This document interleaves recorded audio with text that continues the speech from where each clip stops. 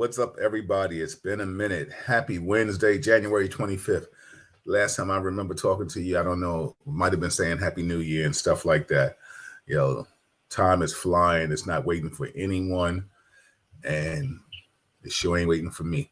This is Real Talk Chronicles. I'm here with my host tonight, Amir Sealy, and Kevin Branzetti is back. Can y'all believe that? It's a good evening today, everybody. We're going to talk about some stuff. We're going to talk about the mass shooting. I'm going to talk about the gentleman Santos. Stefania, how are you? And anything you want to talk about. We're going for a strong hour, but the bottom line is I want to get back into what we usually talk about and anything else that you may have a question on. I think the last time we touched bases, we talked about the Martin Luther King statue and what people thought about that. I think right now we're about to come up on the video of the 5 officers, brothers, that kind of did their thing disrespectfully to a individual, and I think they've all been terminated. But I'm out here, and I just want to put it out in the universe and say what's up. Let me just get the sponsorships before I bring Kevin in. Amir and Kevin. Deadly Arts of Survival magazine, #1 martial arts magazine in the country, and they are on Amazon if you want that. Ingram Taxes, it's that time of the season, everybody. It's after the first, so happy holidays, all that, but it's time to do your taxes. Melba Wilson, Leon Ellis Chocolat, Soft Illusions Art Gallery, can't forget my wife and her mother, and Reggie Wells Quality Speakers. And with that, and with further ado, let me bring in Amir and see how he's doing. Amir, what's going on, brother? I'm good. How are you this evening, Bill? Good to see you, Kevin. I'm doing wonderfully. We got Seattle weather here in New York, but other than that, we're doing pretty good. Yeah, very true, bro. Very true, man. Very true.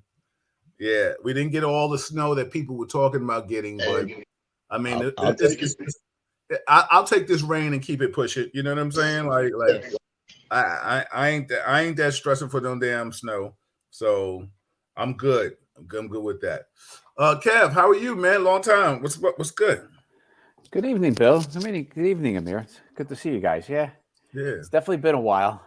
Yeah. It's becoming tough to have time on any evening at this point in life. Yeah, because you got some stuff that before we end tonight.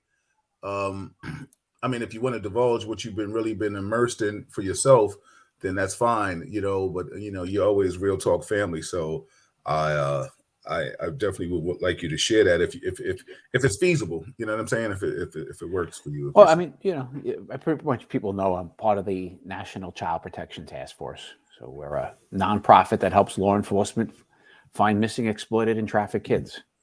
We provide free help with any case anywhere. And we do lots of training and advocacy. We're trying to get the overall dynamic changed. Unfortunately, the way our system works today, runaways are treated kind of the bottom of the barrel. And the more a child runs away, the less we seem to care, when it should be the complete opposite. The more a child runs away, somebody's telling us something. The kid's clearly saying, I'm in trouble. Somebody's got to help me. And we don't do a good job of helping. And unfortunately, there are predators out there who look for those children and prey upon them. And that's our fear and what we're trying to stop and change. Absolutely. Well, Amir, I don't know if you want to tell people what you do and where they can find you and reach you at. I appreciate all the input that you bring. I just saw Colin's remark. Yeah. He said, "Who's that white guy?" Exactly, because you ain't seen you in a long time, so nobody knows who you are, Kevin. Oh, he's killing me. Sorry, Amir, to interrupt you. I saw that remark and I had to. No, give me one quick second. Hold on, I just need to take care of one quick second. Oh, no, go ahead, everybody. Like I tell everybody, listen, please like it and subscribe to it if you haven't already. You can comment on Facebook, but we're really only conversing on YouTube. So I say all that to say, so yo, Colin, you're hilarious. Stefania said, yes, they've been fired. They need to be off the murder. They beat him for 3 minutes. Why? Good question. She says, Uncle Kev. So hey Sharon, what's going on? I'm gonna say hi to you and you guys. Amir, what you moving? What you got going Yeah, on? I'm sorry. I'm sorry. I'm gonna mute you while you While I fix this, yeah. yeah. um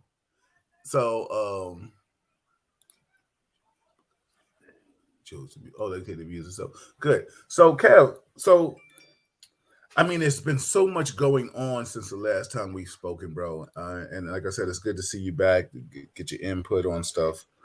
But the one thing that I really wanted to start off with is there's been multiple mass shootings this weekend. And my question is to both of you that if you got down to sit down with the president, whomever of power, what would be some of your suggestions in how to I don't know if prevent mass shootings is the right word or try to lessen the the people that are getting shot. You know what I'm trying to say? I'm just like, what would be some of your suggestions? Because sending prayers to everybody. I mean, because it's not just a black or white issue. It's an Asian community issue. I mean, I think before Kevin, the last time we spoken to you is, I mean, Jewish people were getting kind of like picked on by whomever. So I mean, it goes around the board like of people that are just getting abused for certain reasons. So go ahead, Kev. I'll start with you since Amir came back. Oh, go ahead. Unfortunately, right, there are too many. That's crystal clear. Right. But we turn this into political, fights where left fights right, right fights left, and as usual, nothing gets changed. Are guns a problem? Big guns a problem? Sure. In some of these cases, the bigger the gun is the problem. But these guns exist already. So in most cases, they're not what the actual problem is. Most of these cases, overwhelming majority of these cases, the person has discussed it, talked about it with friends, not saying I'm going to go tomorrow and shoot people, but has shown, he's that crazy guy that we've all know is a neighbor or family member we kind of avoid. You're like, Billy's just gone crazy again. Let's stay away from Billy. I'm sorry, I shouldn't have used your name, but it's okay. It's okay. But it's that person, and we don't have a system in this country to help with mental health. We just don't. We don't have, a system of, in schools are kids and teachers able to handle and deal with kids who are discussing violence and have a propensity towards violence? Do we have that with the private sector? We don't. Bill, if you were at work today and you were talking about, I hate this place. I hate this place. I wish everybody would be dead. HR might talk to you. You might do, but that's the end of it. Yeah. Right. Like what do you do with that person? Yeah. So these people speak about it. And while they're speaking about it here in the public sphere on the internet, they're really delving deep into it. And they have these little communities who encourage each other, towards violence. And then they act. And then we all look shocked afterwards. But I don't know, what are we going to do? How do we change that dynamic? Are you willing to be the subject of investigation because you said something at work? And then who's going to be in charge of that investigation? And, does that ruin your name? Who clears your name? It's a real tough, it's a tough line. It's not, if we banned any gun that had more than 6 rounds in it today completely and took all those guns back, it wouldn't stop mass shooters. No, I agree with that. that. They may have less rounds at them at the time, but you still learn how to build these guns. There are parts places you could buy them. I don't need to go to a gun store. I can create my own. It's not that difficult. So I'm not Well, I don't think anybody should have a gun that shoots 60 rounds a second. Like, I've said this 100 times. If you need that kind of gun for home protection, you need a realtor, not a gun. You are living in the wrong place. If I need 1,000 rounds to protect myself in my home, time to move. Yeah, you know what's so funny? I'm gonna bring Amir in, but as I bring Amir in, you're totally right and stuff like who needs that kind of firepower to go shoot at a deer or animal or a tree, because usually hunting rifles are hunting rifles. They're not like assault rifles. You're not out there tearing up a deer's ass. You know what I'm saying? Because with 1,000 rounds, it's like it's not happening. So this is just only personal, affection. You know what I'm saying? And I say affection because we all have especially, I don't know if Amir is able to purchase a gun, but Kevin, you and I, when we came out the academy, they asked us a choice of 3. You know what I'm trying to say? And then you pick the gun that you like the most. And then if you wanted to purchase a gun only for your personal pleasure, it is what it is. You purchase a gun. I mean, I tell people in a minute, I'm a Smith & Wesson man, but I'll play with the 6 or the Ruger, or, you know what I'm saying, a different kind of gun. But now let me bring in Amir, because I propose the same question to you, Amir, but you're a civilian, more or less, from a law enforcement standpoint, because you may see something that people of law enforcement can't see. And, you're a very worldly brother. You my God, it was great to see you Saturday too. I say all that to say, if you are sitting down with the heads of states or the president, or whomever, if you can answer this, if not, just throw your input in, what would be something that you would say or suggest in lieu of mass shootings, or how could we stop it, stifle it, contain it, and anything that you think that you might be able to throw out in the universe? Go ahead, brother. Well, first of all, as always, thank you for having me on the show. But I think, Kevin, touched on it lightly, and not so much lightly, but he touched on it. One of the real misnomers about everything that's going on seemingly in our world today has to do with mental health, or has to do with where people are in their own space. We tend to believe that because of platforms such as these, not this one specifically, but the Facebooks and the Instagrams and whatever other platforms that the public at large is utilizing, it gives this false sense of everything is great. My life is wonderful. Over here, I'm doing these things, I'm doing it. And that's not to say that there aren't people who are doing those things. What I'm saying is we are not dealing with what is going on internally for the most part, a good portion of us. That's not everybody, but a good portion of us. And that goes from everything from childhood trauma to where you are now and adult trauma. So we tend to always, just say it's childhood trauma. You have traumas as an adult and triggers and things as an adult.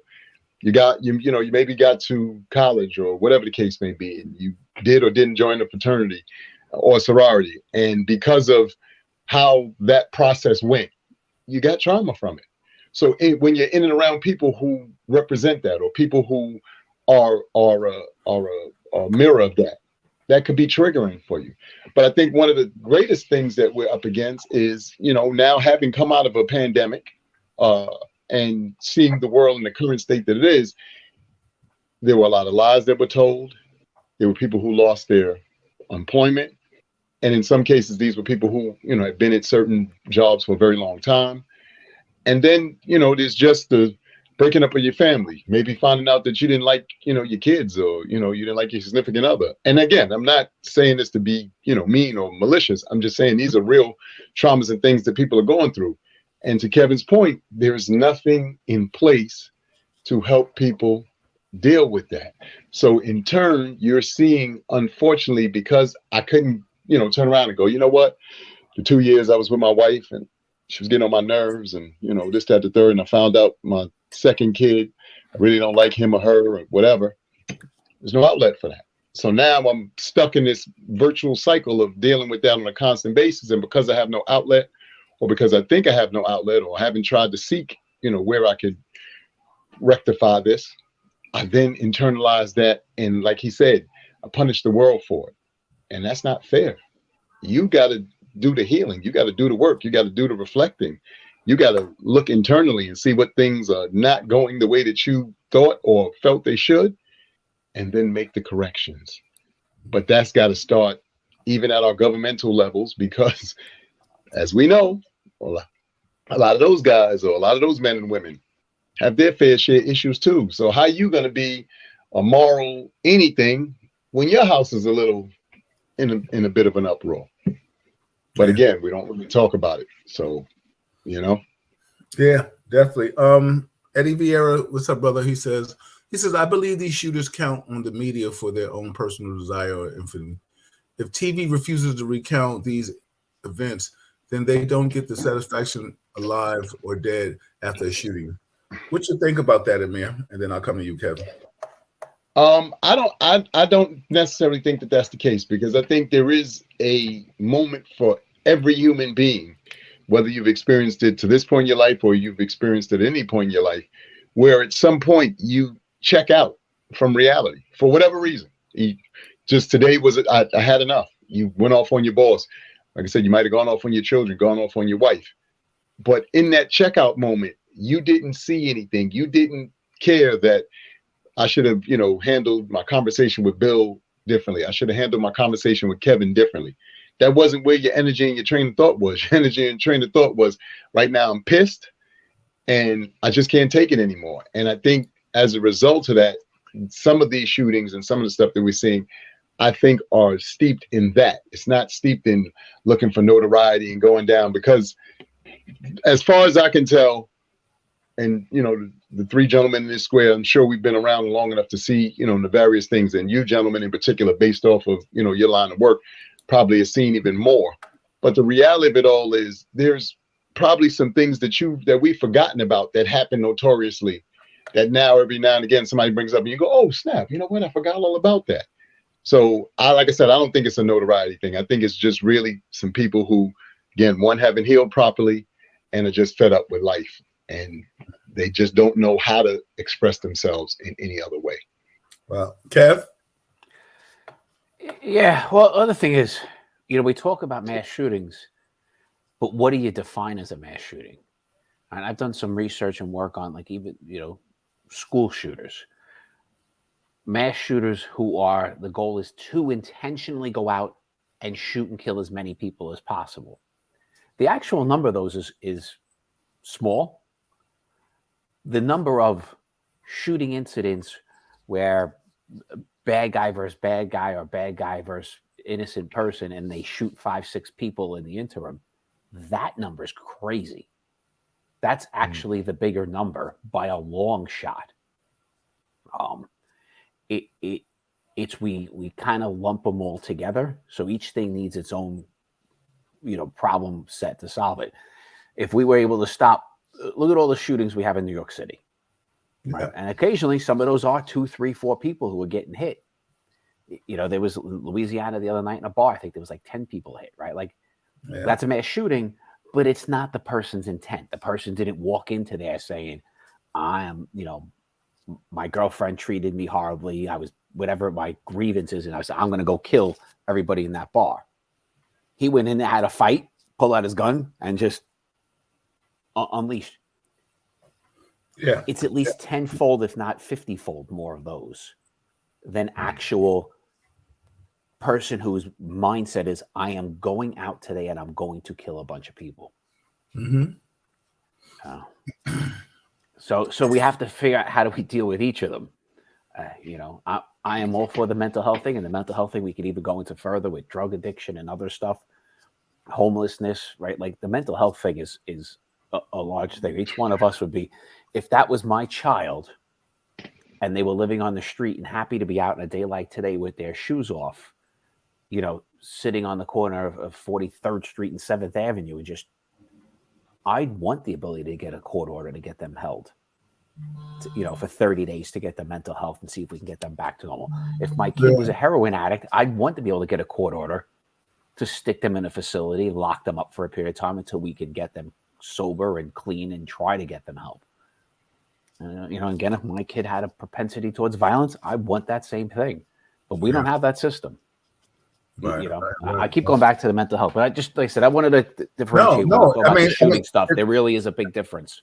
Yeah, great. Both everybody's making great points. And I'll read some comments in a minute.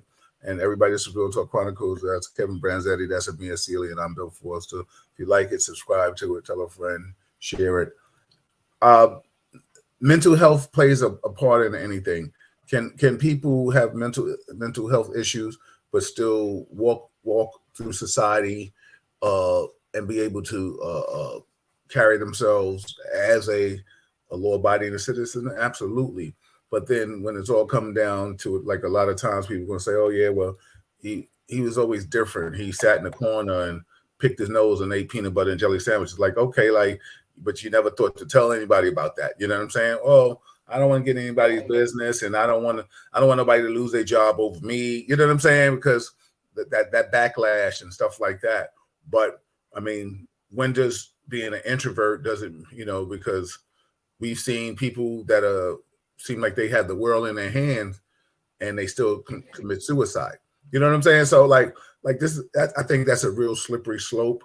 And I think sometimes it's, and I'm not saying any of us are saying this. I'm just saying that sometimes I think like people may use as the escape button. Boom. Okay. Well, listen, let's throw it on mental illness. You know what I'm saying? Like, I don't know. I really don't know. I'm just talking. I don't. To me, mental illness is not an excuse. Like, if you've committed the crime, mental ill or not, you're doing the time. Like I'm talking about it's the opportunity beforehand. Once you've done it, I personally think anybody who kills another human being is crazy.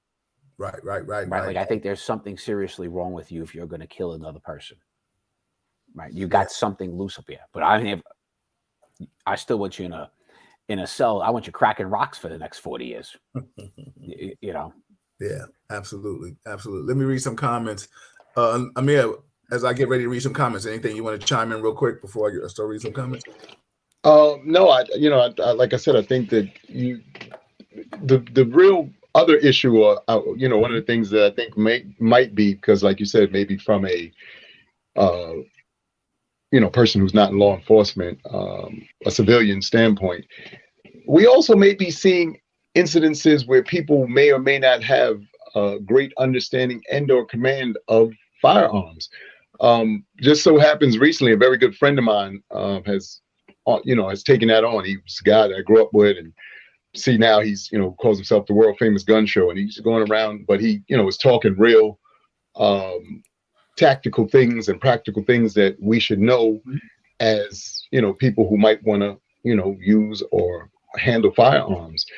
And fortunately, unfortunately, I know at least for me, growing up, where I grew up and in the era that I grew up in, a lot of what we saw was based off of what we saw in movies and things of that magnitude.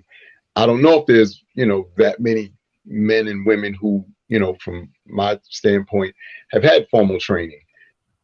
Obviously, law enforcement and people who go into the service and all that stuff, that's a different situation. But the regular average cat out on the street, I saw a gangster movie and the guy held the gun this way, and all the kind of stupidness that we see in movies, and we think to ourselves that it makes sense until you're in that real situation and you find out a gun may or may not work as it looked like it did in a movie or a TV show that you saw.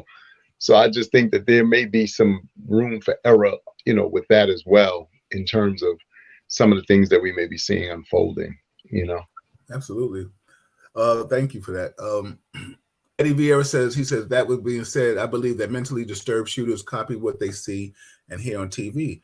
If it's not made public, it won't remind these mental people to go shoot people. Thought something. Mark said, I hear all what he's saying, but my problem is people being that selfish to take it out on innocent people. Mark also goes on to say is that then we have a small percentage of cowards out here who don't care enough about their own life and could care less about others. Loving God is a privilege, says genuine concern for others well-being is taught by Jesus Christ. If the rules of God are not, they go for decision making.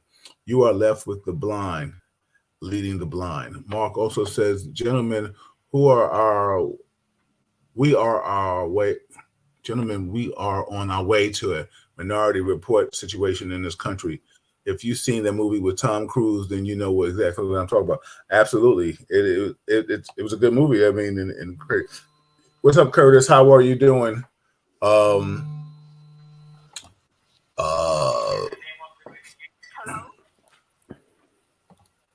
What's up, Curtis? How are you doing? I hope you're feeling better. Nicole said the person has to want the help, therapy, meds, alternative treatment. There still is a stigma when it comes to mental health. Shout out to Nathan Ingram in the building, #1 martial arts magazine in the world, my brother. Appreciate you. Phenomenal guy. He's one of the sponsors. So thank you for chiming in, Nathan.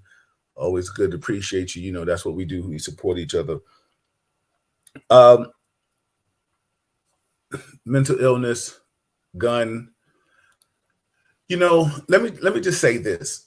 For a John or Jane Q. Public to walk into a place of that can purchase a gun and not have signs or show signs of being mentally ill, they're going to be able to get a gun as long as they have a valid driver's license in the right to carry state or a place that, you know, you can be a homeowner and carry a gun. It is what it is. I don't know if that's the problem, because it's not. It's you know, does it all go back to upbringing and who's gonna pull the plug or the cord on saying, yo, wait a minute, Kevin was acting a little different. Like, dude, instead of eats his peanut butter, he rubs it on himself. Like we need, you know what I'm saying? Like who's gonna say that instead of just sitting there and watch Amir, you know, pour milk in a plant? You know what I'm saying? Like, okay, that's supposed to be water, dude. No, but milk is good. Okay. Miss Johnson, you know what I'm saying? Like, yo, we're not doing that. We're not doing that. And then now what happens? We see the guy that we grew up with walking the street talking to himself. And, you know, sometimes we see people, I've heard people say all the time, oh, yo, he ain't really crazy. He know when to come around for his check and clean up. You know what I'm saying? Get that month check. So, like, we're in a slippery slope. But what the one thing is, when we talk about mass shootings, like Kevin said earlier in the show, that they clump them up together.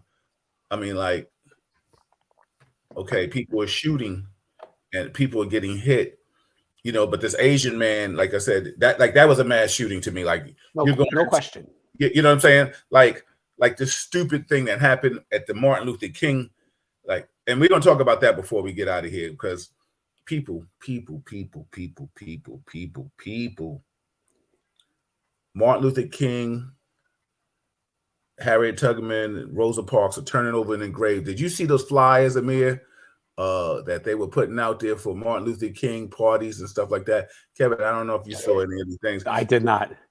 I'll text it to you. It was the most disgusting shit I've ever seen in my life. And it is. Well, that says a lot. It says a shame that people of color are throwing parties, and you're taking Martin Luther King, Rosa Parks, and Harriet Tubman, and you're putting hookahs in front of their face and shit like that, and they're smoking, and you got Martin Luther King holding damn near wads of money up next to his ear. It was the most disgusting shit. Stefania, if you get a chance, send that to Kevin in his messenger, because she plugged me, and it was like I was so appalled. So I say all that to say, but then on a day of Martin Luther King Day, where you're supposed to be appreciating what the man's done, you out here having a shootout in the park. You know what I'm saying? Like really, like, where are we at as people? You know what I'm saying? Kev, you can't answer that, but you know what I'm saying? Because I mean, I just had to get that rant. You know what I'm saying? Because, and this is real talk right now. Kevin, if a white person or you said something like, "Oh, look at them acting like savages" or something like that, black people ready to jump on you and beat your ass. You know what I'm trying to say? Like that's real talk. That's you know what's so go ahead, you man. know what's so interesting, Bill, and you know, again, this just falls in line with, you know, like you said, that energy. I lump, you know, obviously shooting is, you know, a much more serious situation, but I liken even the on videos, and Bill and Kevin, you may have seen some of these, but even these, you know, videos that have been surfacing, the fights at the Waffle House or whatever restaurants these are, the McDonald's, Yeah. to I just don't understand how and why we've gotten to a place where we've become so desensitized, first and foremost, to attacking one another under any circumstance. But then like I said, the energy that you see around some of it, like, how is it we don't know how to go out, sit down, have a meal, pay your bill, and then go on your merry way? Like, when did we start, or how did we get here?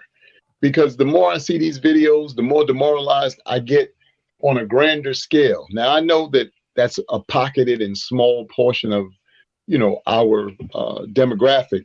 But the point is, still, it's just disheartening to see, because it goes viral, first and foremost. And then secondly, it paints a picture and or gives a depiction of, you know, said people that isn't necessarily true. Now, like I said, do we have some people who act this way? No question. But why? I see the same thing. You know, ride the New York subway systems. You know, I've said this on, you know, your show in particular, and, you know, just in general. I think that there are certain things put in place to keep that energy that way. The 2-line going uptown on Jackson Avenue and all that stuff going uptown in the Bronx. There's no way you should have that many concentrated people on a train, either in the morning or in the evening, and there's no relief. Yet you have 5 trains that run up the express track with 6 people on the whole entire train. Like, what are we doing? And I've just said, because I know that, you know, we, like you said, we make this show, you know, just about anything and everything. Where are the people who run the transit authority to actually ride the train, so you can see how unfortunate and terrible your planning is, so you could do something about it? Yeah. Don't just have us get on these shows and talk about it. You need to ride it yourself, so you can see how dangerous it is for a mother with a stroller at rush hour, and she has to maneuver, not only, you know, taking care of a baby and watching herself, but the physical and part, you know, all these other abuses. The best example I can give, y'all saw the Waffle House one. That young lady caught that chair, like they said, like she was Magneto. That was one of the funniest things I've ever seen, first off. But I just had to look at it and go, wow, because it could have gone absolutely differently if her, you know, reflexes weren't better. That thing could have hit her in the head.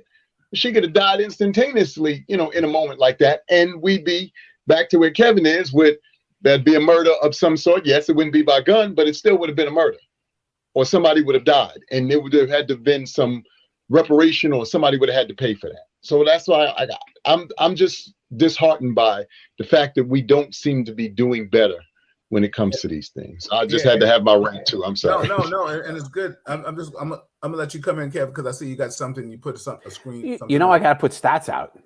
Yeah, and that's a beautiful I'm not thing. going to tell you something if I can't back it up.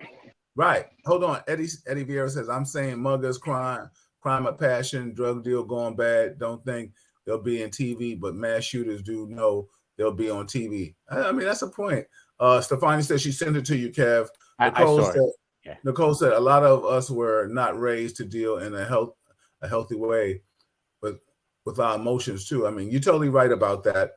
You know, like I said, I was taught not to cry. I didn't cry from, you know, for 18 years until my father passed away at one point. That was in 96 from 13 years old. So I understand what it's like not to cry. And then it can definitely make you sensitive to anything and a lot of things going on in this world. But, you know, I mean, that's a whole nother topic of making a man, and now you don't have men anymore. You got a lot of boys that ain't really men, and they're more sensitive than the women. because they've been coddled by women and because there hasn't been a man in the house. That's a whole nother topic we could talk about. I go down that rabbit hole in a New York minute. You know what I'm saying? And then Nicole said the person has to want the help, therapy, meds. Oh, okay, I read that. Go ahead, Kev. So put your stats up, brother. You got to share the screen, my friend. Oh, okay, that's it. And then Stefania, I'm going to go back to that topic that we talked about earlier in regards to the officers. So add to the screen, bing bong, and there. So I threw it to you earlier about the stats on these things. If you count a mass shooting, and one of the ways of keeping it is intent to kill mass, and you kill 4 or more. Mm-hmm. From 1966 to 2022, 185. The number is not what you think it is. Right? Year by year, this was the big year. What year is that? 2017 was a big year. Wow. 2020, COVID. I think that's a COVID start. Mm-hmm. Yeah. Massive drop. Right. But some other interesting things I want to show you with this. We could break it down by place. The worst place is workplace. Mm-hmm. Right. If you click on it, it's 53%. I mean 53, it's 30%. Retail, restaurants, homes, house of worship, schools, 13 in that time frame. If you go with 4 or more dead and intent, the number is not as bad as you think it is. No question, winner, 50%. Wow. Right, if we're gonna do it by race, 20% black. 77.9% by handgun. I wouldn't have thought that.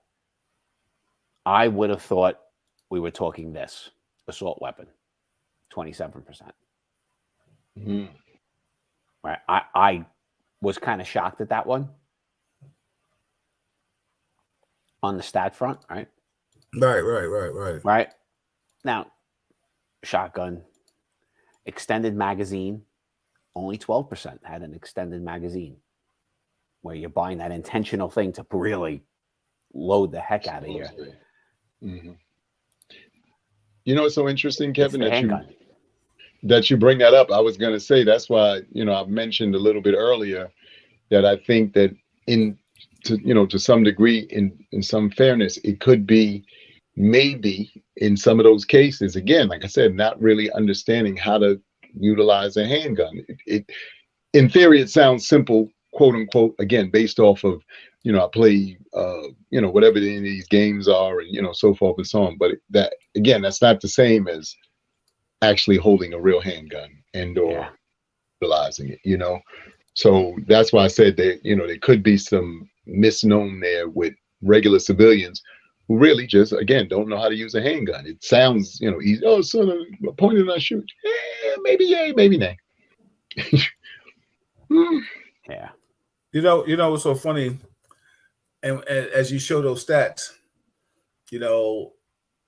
I guess that's why the NRA is saying, like, well, wait a minute, don't blame it on assault rifles. Maybe because assault rifles are getting the most publicity when it's something. But then, if you got a person carrying an assault rifle and he shoots a person, see, I don't know how these stats work. I mean, a person has a handgun and an assault rifle, but the first thing they say is he might have popped off one person with the assault rifle, or 2 people, or 3 people. And I don't say that to be offensive when I say to use the word pop off, but I'm just saying. But then he might have started shooting with it with the handgun. I don't know. I mean, like, you're throwing out stats, and I can't dispute stats. And Mark was like, "Well, welcome back, stats." You know what I'm saying? So I had to come up with something. Yeah. But what I mean, this is something that makes you sit back and scratch your chin and like, okay, use like handguns compared to rifles, like 12% of assault rifle or shotgun? Well, the handgun was 77%, right? Yeah, 77%. So everything. So now when they talk this mass shooting, so is this and this is strictly about explorer shooters, their backgrounds, guns, and motivations. So, go ahead. Yeah. And you're right. There could have been the handgun could have been could have been 3 guns on them, right? Mm-hmm. But that handgun still would have been used, still would have been there, and he would have done it without it. Criminal record. And I'm I gotta go, like history of violence. There's a lot of categories. Yeah. And then and I think you have that as well. There is some desensitivity, is in there as well because of the influx of some of these video games that I always don't say they promote violence. They have violence as part of the game. So I don't think it's a promotion thing. I think it's just part of the gaming. But I think that in all fairness, living in certain environments, and you then add to it some of the music and then some of the games, and that's a recipe for disaster. It just is. Well, I will admit this. I will definitely admit this. At this stage of the game, like I would be very reluctant to buy my son a certain video game where he could buy it and go crazy and I mean, or certain kind of games and toys. I mean, I think we all here at this age, we were brought up on we didn't have violent things we brought up on. No. What I was about to say. Bugs Bunny used to have TNT. No, but the thing is, so that's a good point. Let's go down that rabbit hole. How come we could differentiate between TV and actuality? Because I'm gonna argue with you. I'll let every one of my kids play violent video games. It doesn't bother me. How many kids in this country play violent video games? How many men? Probably everybody, every kid. Millions. How many mass shooters do we have? Yeah, but it's not even a thousandth of a percentage. Okay, but let me ask you a question. If it was really a problem, and if it was 5% of video gamers did it, the mass shooting numbers would be. Well, I'm not saying I'm blaming. I used to be on that. I'm not trying to say I'm blaming mass shooting on video games. By no means am I saying that. But what I'm trying to say is that times have changed. What I used to play cops and robbers with a gun that looked so real, I would not give my child a gun right now to play cops and robbers, because the bottom line is he could be in line if the wrong person sees him with a gun, a law enforcement may shoot him, because we already can deal with the stats on that. You know what I'm saying? A little kid got killed playing with a gun, a toy gun, and he got blown away within 12 seconds as soon as the officer came out the car. So I'm just saying certain things are prelude. We played with toy guns. We watched Bugs Bunny. We did the Three Stooges. How many of us have? Every one of us here has done the Three Stooges to a friend of ours. All that kind of stupid shit. You know what I'm saying? But the bottom line is we didn't go so far to the extreme of being violent. I mean, we weren't the ones that was boiling cats and shit like that. So I mean, you know what I'm saying? When do you start seeing the signs and start saying, wait a minute, okay, you're a little different, little Petey. You know what I'm saying? Like, nobody's pulling the plug on that. There hasn't been a lot of cover up for showing signs of disturbance. Agreed or disagree with that? Like, there had to be signs of that. When you see, like right now, everything is being coddled. Everything. I think you have some validity with that statement. I wasn't saying that the playing of video games and/or the music is the result of this mass shootings either. What I'm saying is, we live in a world now where, fortunately, unfortunately, that has become much more of a norm. Our upbringing and our growing up, first and foremost, we had more of a community. You had more of a collective effort in terms of raising us. So everybody from the man who ran the neighborhood grocery store to your neighbors could come and say something to you, at least, kind of see where your head was, or try to give you some guidance, so forth and so on. We live in a world now where, sometimes if you try to interject because I don't want to say straighten out or anything like that, but if you try to interject, people take it and, result back, come back at you with hostility. You like, I wasn't saying anything hostile to your child. I'm watching your child do some things that I think you should have addressed, and you seem to have chosen not to do that, which leads to your child, because you don't necessarily discipline them, because you don't necessarily give them other options, then they think it's okay to continue down that pathway. And in being in those kind of environments and being in those kind of spaces sometimes lead to then you not ever having corrective measures when it comes to, how you see the world. And that is how sometimes we get to the space of what we're talking about with these mass shooters. Kevin, I'm sure, like you said, you allow your sons to play, but you're also, in law enforcement. So your sons have a different understanding, I'm sure, of guns. They have a different understanding of, the power and or the magnitude of them and all those kinds of things. There's some of the situations, and I always say this because when I, speak to my friends and we, talk about the difference in cultures.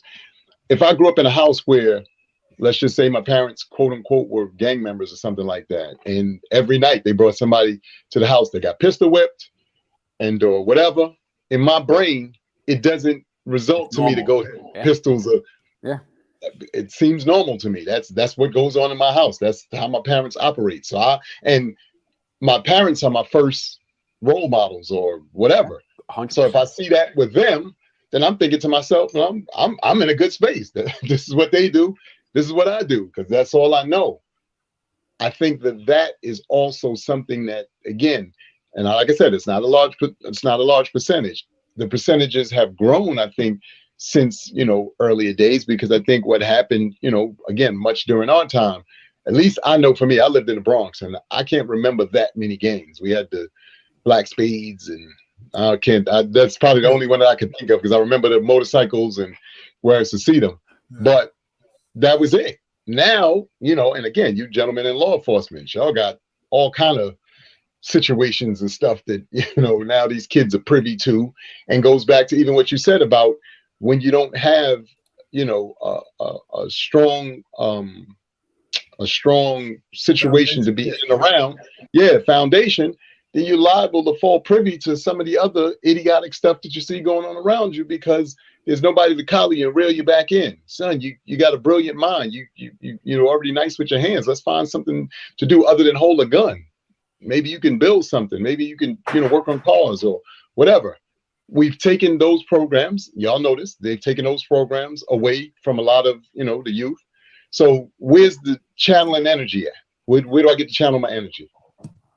I don't have those. So funny? I'm going to go so far as to say, I understand when we talk about inner city children and the problems that they accrue, but listen, everybody was at when my era, a lot of us was inner city children, and they didn't govern those problems. You know what I'm saying? Like, I'm sure if we didn't have a father in the house, we had a male figure somewhere that was like, yo, what? I mean, men back then were hands-on. They may not have been the greatest husband, but they were sure damn near a better father than they were a husband. You know what I'm trying to say? Like, they'd be like, yo, I'll beat your ass. You know what I'm saying? You don't talk back to a woman like that. He may go slap your mother and you'd be like, oh, wait a minute, what are you talking about? But you can't do it. We grew up in a world. I grew up in a world was do as I say, not as I do. Yes. Right now, we're in a world now is let's all do it together. And and everything is real, Scott tissuous. You know what I'm saying? Like I don't get it, man. Like young girls are not ladies anymore.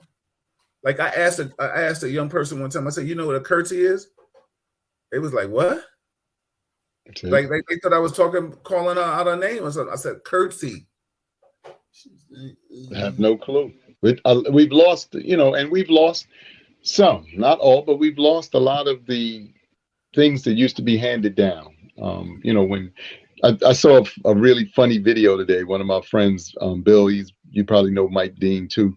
Oh, that's he sent me a really funny video this morning, and this was what the video said, which really put some stuff in perspective for me. It said, "I'm sorry to ruin your day, but the world has been duped into believing that 50 is middle age. And it said 50 is not middle age. Yes, it's half of 100.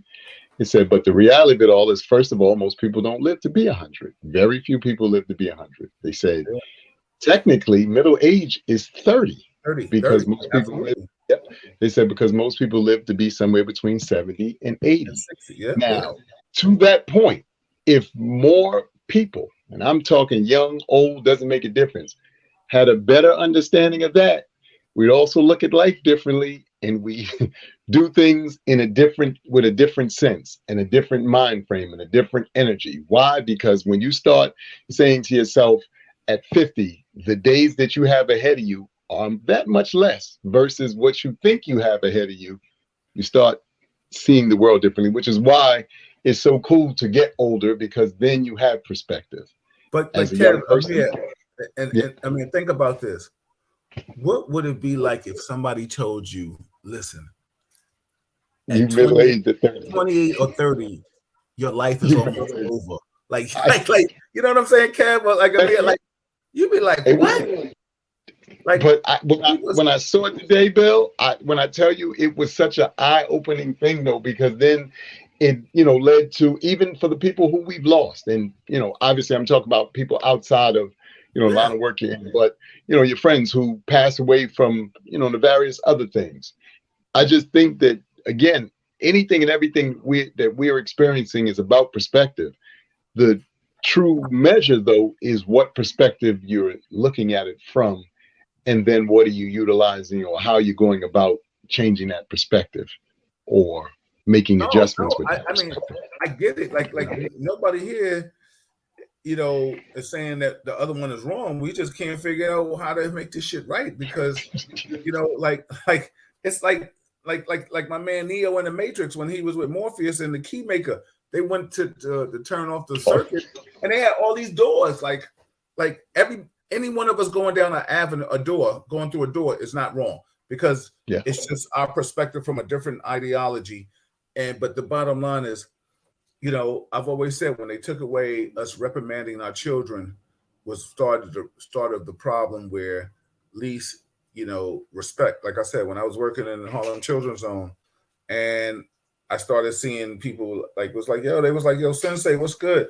I was like, what's up? I said, why you outside? You can't come inside.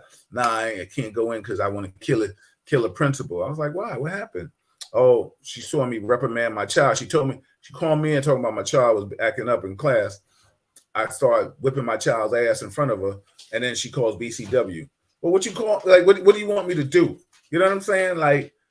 And it's almost like security had to walk her to her car every day, because right now everybody, you calling and you telling the parents, the child's acting up and the child is getting reprimanded in front of you, and then you call BCW. Come on, but you're older than dust. You know what I'm saying? You sitting there. So if anybody got an ass whipping when they was a kid, it was you, because you older than everybody. But now all of a sudden you're like, oh, I don't want to see this. Come on now. Like, I get it.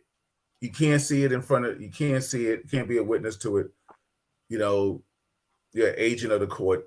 I got it. But certain times is, well, can I go out and go get some water or coffee, and then I come back? Oh, what happened to the kid? He fell. You know what I'm saying? Because there has to be a avenue or a resource, because right now, you can't tell me that taking somebody's Wi-Fi away from them is the end all, the be all. Kev, I don't know. Kev, let me take your Wi-Fi away and see how you react. Might be the end all tonight. I'm gonna come to your house and shit and play with the fucking Wi-Fi. Play with my 2G. You know what I'm saying? Yeah, 2G. We're gonna do it. But what I'm trying to say is, I guess I get it. Times have changed.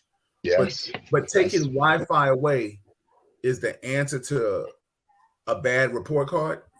I'm shocked that I don't think many parents even do that, but I would be happy if they did. I think it's the opposite. They don't believe in repercussions. It's a stern talking to, Billy, you shouldn't do that again, Billy, and then walk away. Yep. And if that's all you ever did to me, I'll walk all over you.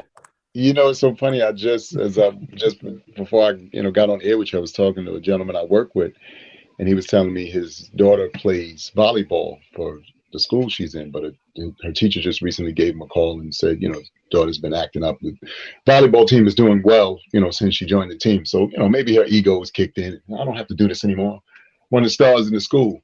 So he said he took, her volleyball away from her, and she's, devastated. But to your point, Kevin, and, to your point, Bill, we have to find that fine common ground, and we have to get back to having some of that be a part of not only raising our children, but be a part of how we discipline again. I don't know if legislation is necessary for us to get there, because unfortunately by the time legislation could and would be passed for it, we will have already lost so many young people in the process because they don't fear. I always smile, and God rest my father's soul, but honestly, my mom used to just threaten me with saying she was going to tell my dad, and that was enough to be like, all right, let's get back on this path like we supposed to be. Teeth chattering, knees knocking, damn near about to catch a heart attack. Oh, don't tell daddy.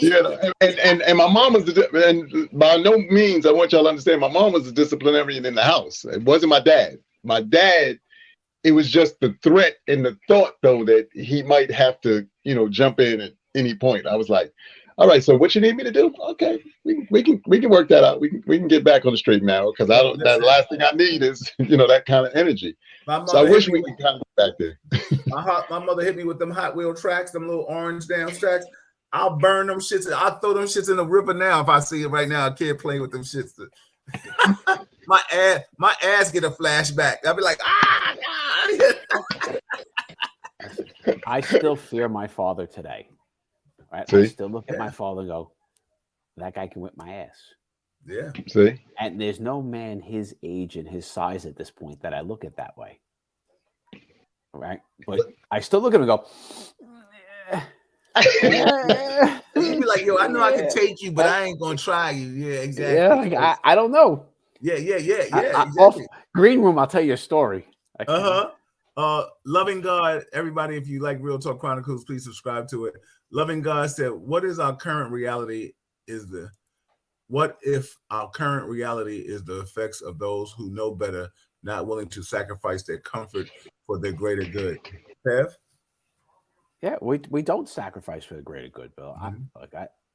I live in a world about doing for the greater good. Mm-hmm. Right? I mean, whether it was from a law enforcement career to now what I'm doing afterwards, to things I do with family and friends, you got to pay things forward. You got to do things for the greater good. We don't teach it. We don't teach. So there was a time when it was family and community, right? In areas, a good chunk of places, that's gone. So now we need our education system to teach it, and it doesn't either. So how is little Junior going to grow up if we've never taught him about sacrifice, help your fellow man?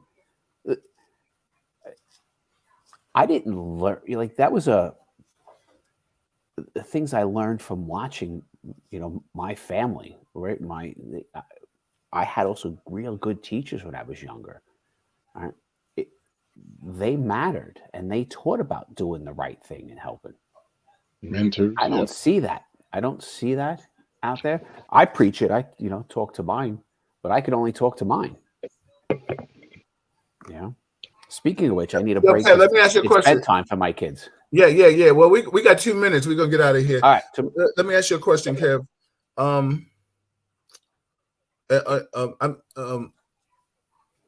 How are you with your children? Your children's friends? Good. I know what I mean by that. Like, is a point where you could be like, yo, listen, like little Petey, like, yo, what are you doing? I'll tell your mother, or is it just like, yeah, but is it our era of different? It's parenting, different, because, or is it just like, you tell your son or daughter, like, I don't want you playing with little Petey because his ass is bad. I don't know. We're in a weird spot because these last couple of years where there was less interaction with kids, Yes. right? It was all confined to ourselves. But I'm a suburb person now, where I grew up in the city, where we just were outside, right? Everybody was outside. This is, my I got a second grader here and a fifth grader here. They don't play outside without me. Right. Fifth grade, when I was in fifth grade, I was gone. Get on your bike subway without my parents. Yeah. My bike, shoot, you Yeah. couldn't find me. Yeah. Right, but so it's a I different. know your little badass is riding around. It's a different upbringing. We have a different, and I don't know, because they'll have less street sense. My kids, I know that's going to be factual. But am I going to be around? Am I around enough to give them good role model of what a man is, what a dad is, what a human being is? Well, I know so that part. I think there's an improvement. I know the one thing you're gonna give your kids is some damn stats. You're gonna be like, listen, facts. But you gotta back everything up. Don't tell me if you can't back it up. Milk with cereal will make you grow. Here's the stats on this shit right here. Listen to your father. If you put 4 ounces of milk instead of 6 ounces of milk, here's what's going to happen. Over the course of 3 years, you're going to have little numbers on the door and shit. I might have to pull that out tomorrow. Yeah. Oh my God. Let me read this. Let me read a couple of comments, and then Amir, I want you to close out. And Kevin, I'll let you close out. Everybody, this is Real Talk Chronicles. We coming short. Hey, Presetta. We coming hard, right with the facts with you. You know what I'm saying? I appreciate you. Happy New Year for those that haven't been here. Condolences for those that passed away. Happy birthday for those that have celebrated. Just wishing all, force of the moment with positive vibes only. That's what we do. Keeping it real talk all the time. Mark said, fellas, I've seen more elderly folks get robbed and killed over pure nonsense. I don't have an answer. Sometimes I feel like the frog is in the pot. We as a group, I totally agree with you, Mark. Like the rules of engagement have changed to, and it's disgusting to me to see what's going on in this world. I can let you guys comment on that in a second. Let me just read Eddie's comment. He said, I remember Mr. Forster giving you, Bill, the stern look, and you straighten up quickly. Absolutely. I ain't want them body punches, and I ain't want that right hook, because I knew it would have been a wrap. Listen, my father was official. He threatened the teacher. He was like, yo, B, like, yo, my son goes to a Catholic school. How did he fail? I paid for him to come to a Catholic school, so you could tell me, like, back then the rep was, Catholic school, private school. That's the only thing I've ever gone through is private school and Catholic school. So when I failed some classes, my father was incensed. He was like, wait a minute, to the teacher.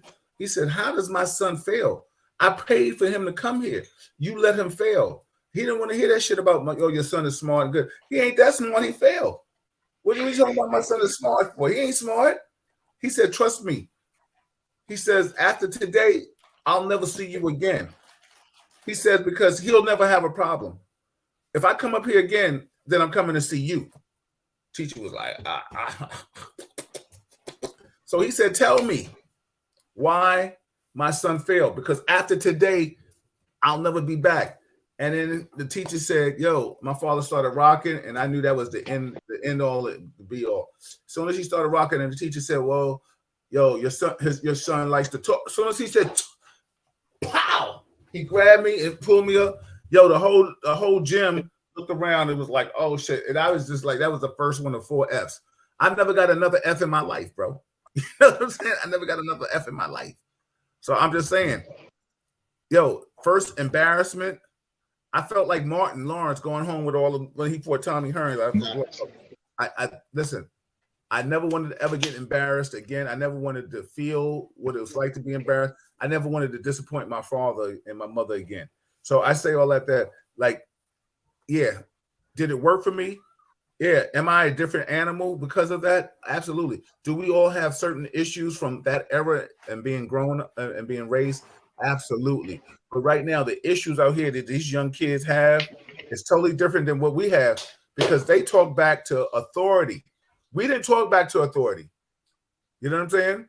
Because authority, we were afraid of authority. Law enforcement authority, parental authority, supervision authority and tutelage authority. We didn't want those problems because one led into the other one. If you was disrespectful in school, it got to your parents. And if you were disrespectful to your parents, then it led to law enforcement. And you knew damn well you wasn't going to disrespect grandma and grandpa. That shit was never going to happen. You know what I'm trying to say? Yeah. Yeah. Right. So I just say all that to say right now, like, you know, kids in school are just, they're just speaking and saying what they want. Like I did a whole speaking engagement for a week in a school. And then they had the kids in there and the kid was like, yo, I don't want to talk to law enforcement. I don't play with the D's. You know what I'm saying? The ops, the ops. I was like, ops? They was like, yo, you the opposition. Anything is the op. I said, man, shut up, you dumb son of a gun. You know what I'm saying? Like, yo, get out of my face. You're a clown. You're a clown, dog. You're a clown. Like, yo, and I had to tell the kids, I said, yo, listen, I'm not binded, but I'm not here. The school hired me. I don't ever have to come back. So you're not going to talk to me like you talk to Miss Crabtree or Mr. Crabtree. I'm not that guy. I'll mop you up right now. I really will, and I'll never have to come back. I really don't. But you're gonna respect me. You're gonna call me Mister. You're gonna call me Detective, or you're gonna call me Sir. That's it. Anything else, you raise your hand. From the gate, I came in and I put the Mac down and the hammer down on them, and I got the respect. But you going in there talking about, and I told these kids before I'm gonna let you guys go and let you say what you want to say. I told these kids, you're juniors, seniors. This is your last time to be like, what's wrong? Is everything okay? Once you leave high school, nobody cares unless you're doing something for that organization or that school. No one cares. Kev, you know this. Amir, you know this. If you're the athlete, they'll coddle you a little bit. If you're the star employee, they're going to try to make it right. You know, okay, he comes in a little late or he does this or that, or, but because you're making money or you're doing something for that organization or something like that. If you're the F up, boop, you're out of here. And I'm like, wait a minute. What about HR? Yeah, they'll send you your check. It's a wrap, Cap. You know what I'm saying? It's a wrap. I mean, yeah. I mean, Mark said, hey, congratulations to our brother Bill Forster on his elevation in the martial arts. Thank you. I appreciate that.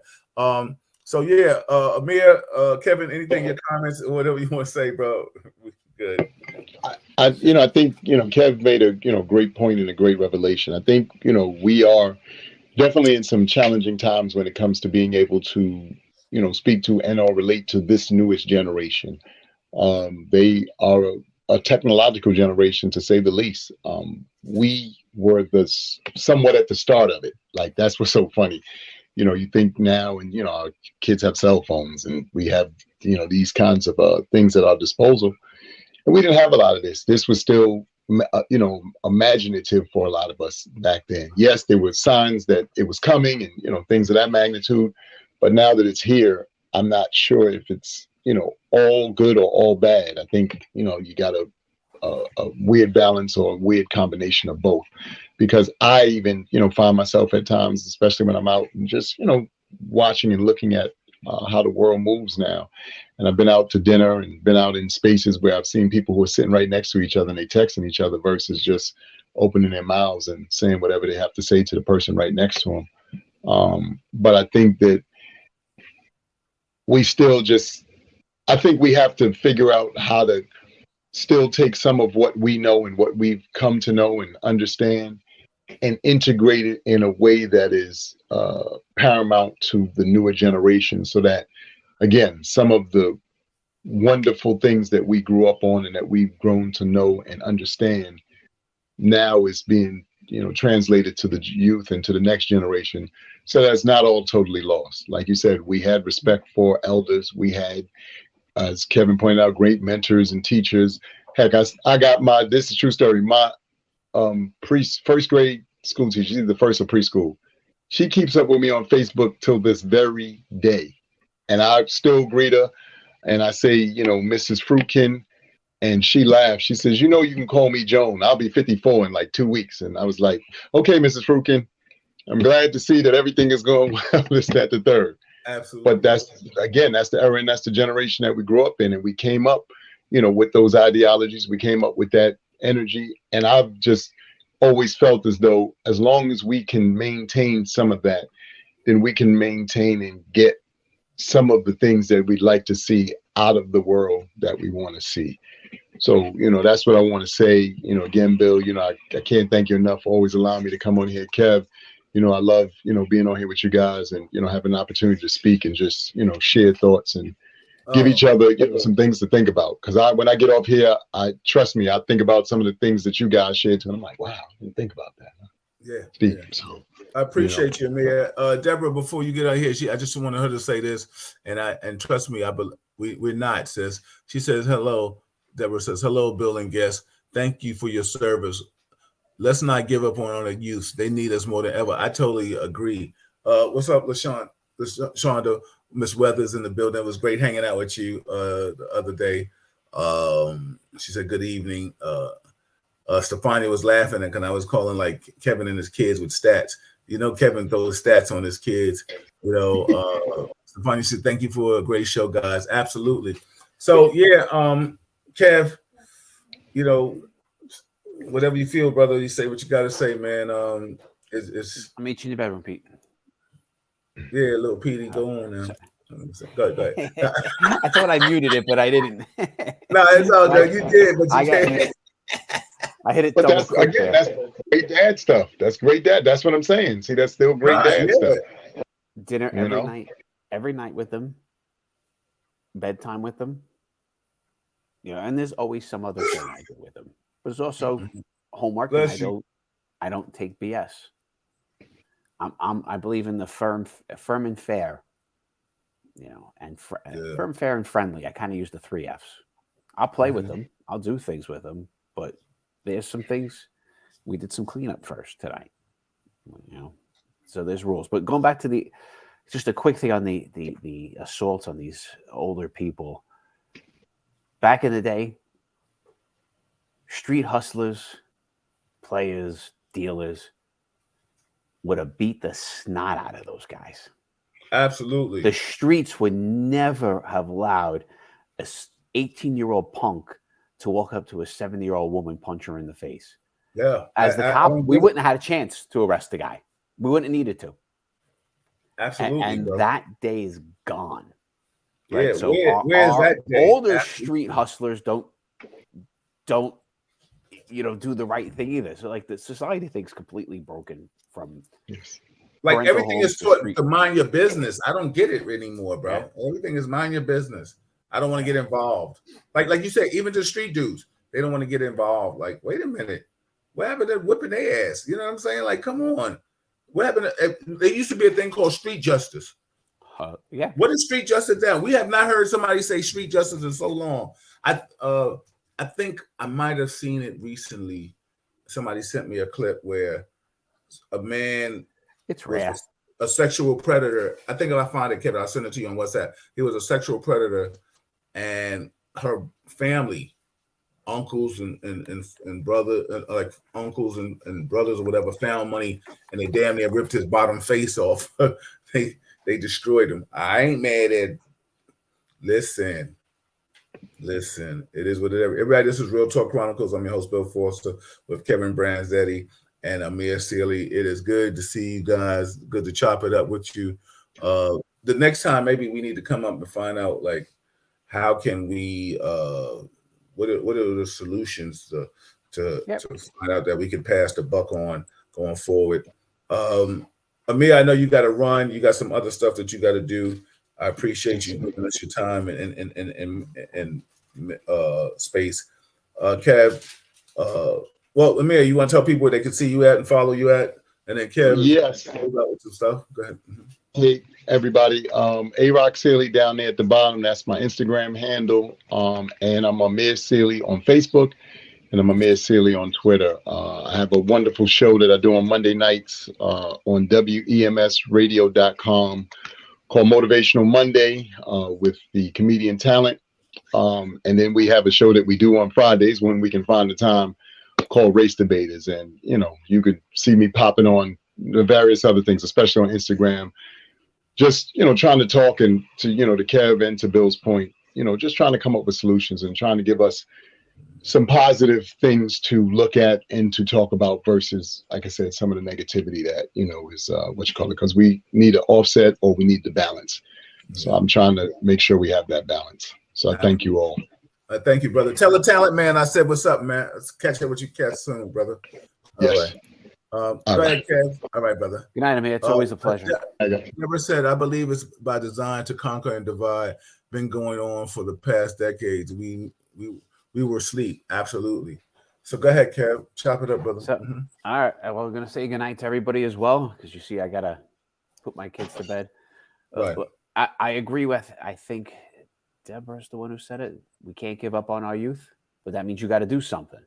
Yeah. Right? We could sit here and we could talk, but if you're not part of the solution, if you're not being that good role model, and he's not saying you, Deb. He's not saying you. No, you. No, I'm definitely not saying Deb. I don't want Deb bust your ass. No, at least Me either. Yeah, exactly. Go ahead. Yeah. Right? You got to start somewhere. It's a monster problem. You can't solve it all, but you can help that small group of kids and teach them. You got to start somewhere. But, before we get out, Colin said the Colorado murderers at the gay club got street justice from the other patrons in the club and ended up in the hospital for a week before he could be charged. Absolutely. Also, too, listen, kids in I think, was it the Bronx or where was it at? Were leaving the school and the PAL and they got shot. Come on. It's crazy, everybody. This is Bill Forster. We out of here. That's Kevin Branzetti. Joe said these young children give up. They just won't take the ass whipping. Unfortunately, it's you or them. Scary. Everybody, good night. Kev, good night, everyone. Let's talk soon. I'll talk to you guys later. Thank you, everybody. Appreciate you. Bye-bye.